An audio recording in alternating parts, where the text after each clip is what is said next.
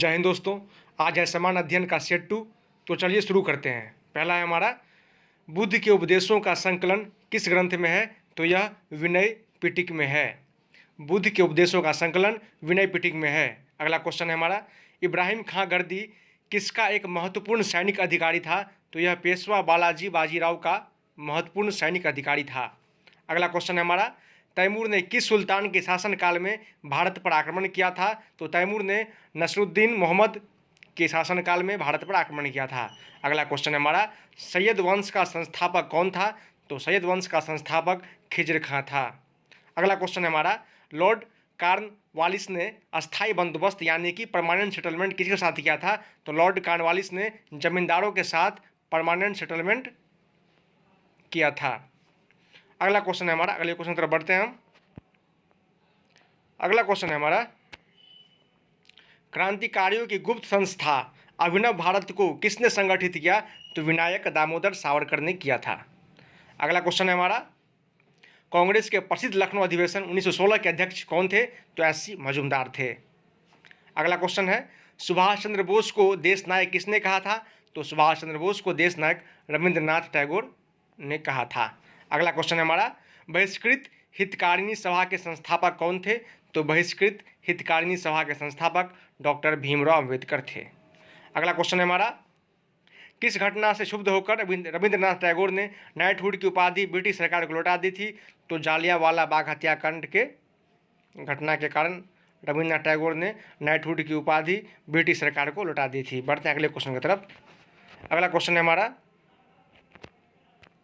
भारतीय संविधान के किस भाग में राज्य के निर्देशक सिद्धांत दिए गए हैं? तो यह भाग 4 में यानी कि अनुच्छेद 36 से 51 तक में। बढ़ते हैं अगले क्वेश्चन की तरफ। अगला क्वेश्चन है हमारा भारतीय नागरिकों को कितने मौलिक अधिकार प्राप्त हैं? तो भारतीय नागरिकों को 6 मौलिक अधिकार प्राप्त हैं।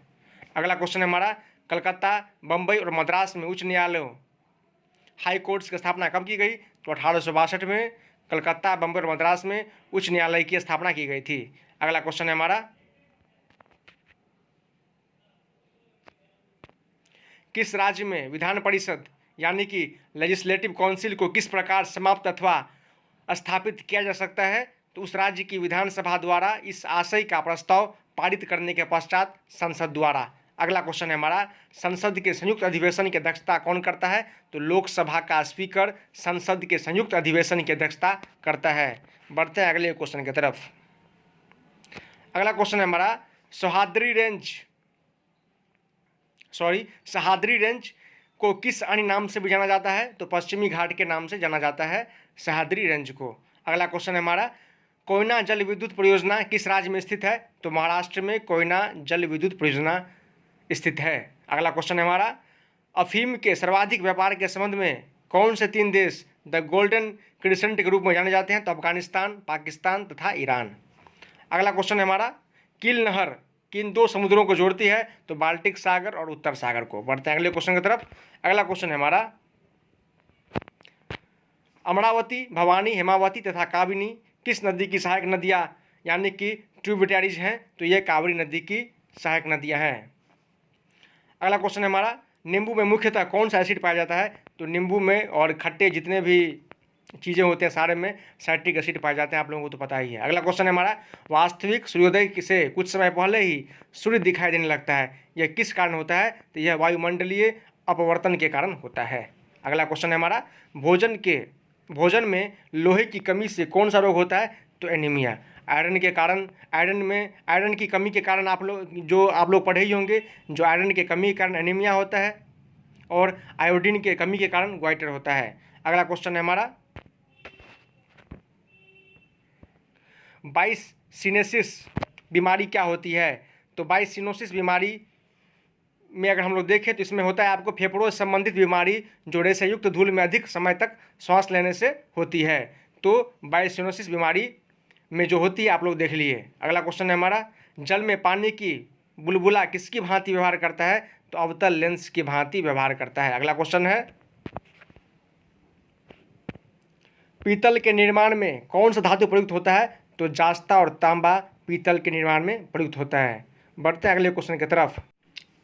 अगला क्वेश्चन है हमारा भारत में कच्छ वनस्पति स्थान यानी कि mangrove sites in India Sundarban कहाँ स्थित है? तो यह पश्चिम बंगाल में स्थित है। यह भी है, बहुत ही ज़्यादा इंपॉर्टेंट क्वेश्चन है ये। अगला क्वेश्चन है श्रीवर्धन, वैतरना, मालवन, वेलदूर तथा आचरा रत्नागिरी कच्छ वनस्पति स्थान स्थित है। तो यह महाराष्ट्र में स्थित है। अगला क्वेश्चन है ज्ञानपीठ पुरस्कार से सम्मानित होने वाली प्रथम महिला कौन है? तो यह आशापूर्णा देवी, 1976 में इनको सम्मानित किया गया था ज्ञानपीठ यानी कि ज्ञानपीठ पुरस्कार से। अगला क्वेश्चन है हमारा विश्व स्वास्थ्य संगठन यानी कि वर्ल्ड हेल्थ ऑर्गेनाइजेशन का मुख्यालय कहाँ है? तो यह जेनेवा, स्विट्जरलैंड में है। बढ़ते हैं अगले क्वेश्चन की तरफ। अगला क्वेश्चन है हमारा किस नदी को दक्षिणी गंगा कहा जाता है?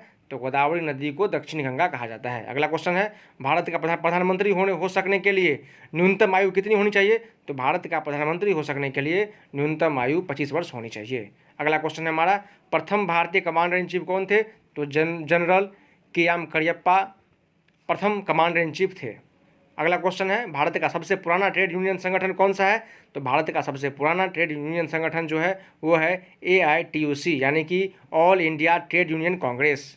तो ये हमारा आंसर हो जाएगा। अगला क्वेश्चन है हमारा, अगला क्वेश्चन देख लीजिए आप लोग। भारत के प्रथम उपग्रह आर्यभट्ट का विमोचन कहाँ से किया गया था? तो यह रूस के कोस्मोड्रोम से 19 अप्रैल 1975 को किया गया था। अगला क्वेश्चन है हमारा central institute for cotton research यानी कि CICR कहाँ स्थित है? तो यह नागपुर, महाराष्ट्र में स्थित है। भारत ने अंतिम बार किस ओलंपिक में हॉकी में स्वर्ण पदक जीता? तो यह 1980 में जो ये हुआ था आपको ओलंपिक, उसमें जीता था ये मास्को ओलंपिक में। अगला क्वेश्चन है हमारा ब्रेस्ट स्ट्रोक शब्द किस खेल से संबंधित है? तो ब्रेस्ट स्ट्रोक तैराकी से यानी कि स्विमिंग से संबंधित है। बढ़ते हैं अगले क्वेश्चन की तरफ। अगला क्वेश्चन है हमारा बहुत ही ज़्यादा इंपॉर्टेंट क्वेश्चन है भाई, ये बार बार एग्जामिनेशन में पूछा जाता है ये। बुल्स आई शब्द का प्रयोग किस खेल में किया जाता है? तो आई से संबंधित आप लोग वैसे भी समझ सकते हैं। जो बुल्स आई शब्द का प्रयोग जिस खेल में किया जाता है उस खेल का नाम है राइफल शूटिंग। अगला क्वेश्चन है हमारा न्यूक्लियर नॉन प्रोलिफरेशन ट्रीटी किस वर्ष से प्रभावी हुई? तो यह 1970 से प्रभावी हुई। अगला क्वेश्चन है स्वतंत्र राष्ट्र के रूप में इजराइल का जन्म किस वर्ष हुआ? तो 1948 में हुआ। अगला क्वेश्चन है कौटिल्य का अर्थशास्त्र किस विषय से संबंधित है? तो यह राजनीतिक दर्शन से संबंधित है। अगला क्वेश्चन है स्वतंत्र भारत के प्रथम विदेश मंत्री कौन थे? तो जॉन मथाई स्वतंत्र भारत के प्रथम विदेश मंत्री थे। अगला क्वेश्चन है भारत में प्रोजेक्ट टाइगर का प्रारंभ कब किया गया? तो भारत में प्रोजेक्ट टाइगर का प्रारंभ 1973 ईस्वी में किया गया था। बढ़ते हैं अगले क्वेश्चन की तरफ। अगला क्वेश्चन है हमारा भोपाल गैस दुर्घटना में किस गैस का रिसाव हुआ था? तो भोपाल गैस दुर्घटना में मिथाइल आइसोसाइनेट का रिसाव हुआ था। बहुत ही VVI क्वेश्चन है, बार बार एग्जामिनेशन में पूछा जाता है। अगला क्वेश्चन है जम्मू कश्मीर कब भारत के अभिन्न अंग बने? तो 26 अक्टूबर 1947 को जम्मू कश्मीर भारत के अभिन्न अंग बने थे। बढ़ते अगले क्वेश्चन की तरफ। ये कुछ चीज़ है इंपॉर्टेंट जो कि विश्व की प्रमुख पर्वत श्रेणियाँ शिखर आप लोग देख लीजिए, ये बहुत ज़्यादा VVI आप लोगों के लिए इसलिए हम लेकर आए हैं। पर्वत श्रेणी शिखर में एक साइड लिखा हुआ है और देश एक साइड लिखा हुआ है। सबसे पहले ये देखेंगे जो एंडीज कहाँ स्थित है? तो एंडीज पर्वत जो स्थित है वो है आपको दक्षिण अमेरिका में। रॉकी कहाँ स्थित है? तो रॉकी उत्तर अमेरिका में स्थित है। माउंट एवरेस्ट कहाँ स्थित है? तो माउंट एवरेस्ट नेपाल में स्थित है।